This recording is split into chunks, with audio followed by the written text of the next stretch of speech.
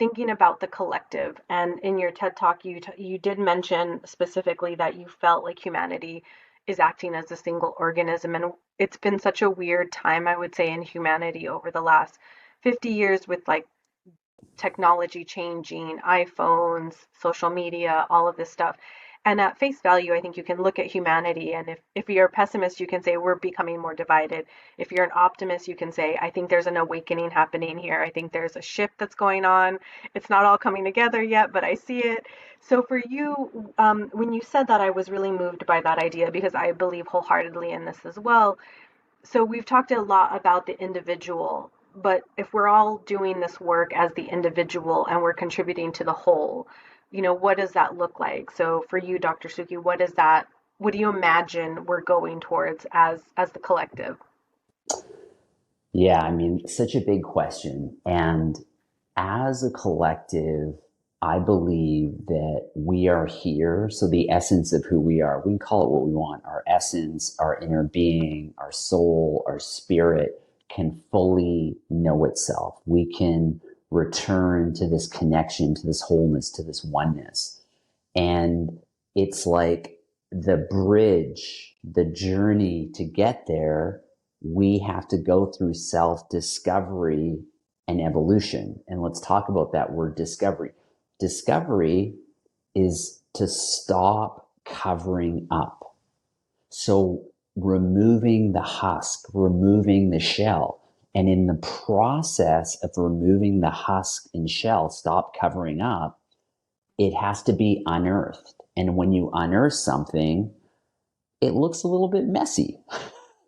And that's what I believe we're actually going through.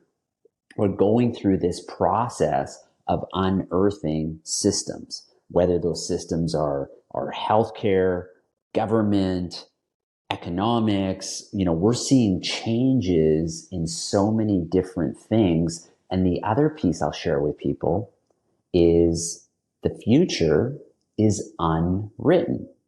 And the more energy, resources, consciousness you give to a future, because this is our default. Our default is fear because our nervous system is looking for that saber-toothed tiger coming around the corner, right? So that's our default, right? So our default for the future is doom and gloom. And I remind people, just so you know, you spend your time reading those blogs on that WhatsApp feed, doing these different things here, these videos. I mean, you can watch those things, but if you're giving all your energy to that, you're actually increasing the probability of that happening in the future. So it's like, well, you're afraid of it. You don't want it. You're spending all your energy calibrating your nervous system to be at that resonance. I constantly remind myself the future is unwritten. So we are in a phase, Krista, where we are on the conveyor belt of growth and evolution, and that dial is being turned up. That's what's happening now.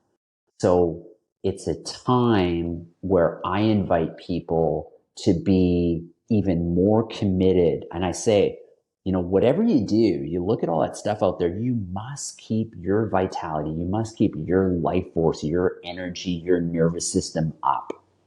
And that needs to be prioritized. Otherwise, you will just get sucked in because there's just so much out there. There's so much information. I mean, you There's could so be on much there activation against our nervous system right now so in our much. entire global system. Yes. And you have to have so many strong filters with that. Mm. So this is what I'll say.